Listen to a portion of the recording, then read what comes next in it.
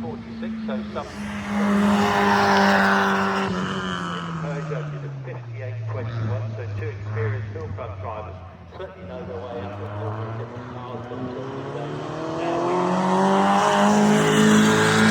Bugatti Championship. This is Stephen Norris. Stephen is a car installer, two-sprint, classic vehicles. He entered the Bugatti Championship last year, so he changed his first year off the line with a very car on the hill, Peter. Yeah, it's Lewis Porto in another. Now, hasn't he done some work on this one? He's really illuminated this with fluorescent voltage there, and another one trying to get on the ground. Yeah, he was get it all straightened out there, didn't he? But he's done it, and the pictures on it in the car.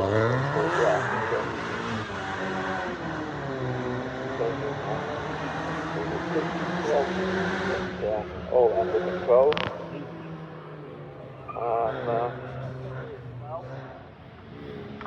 Spreads it through the S's.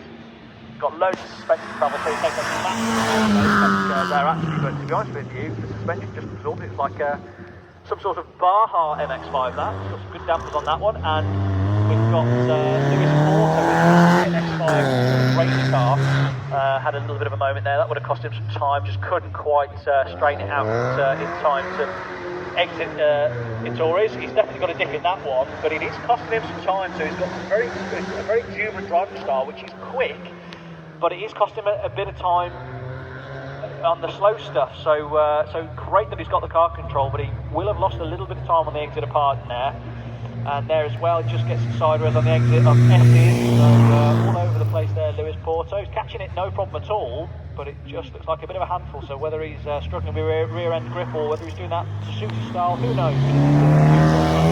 Porto.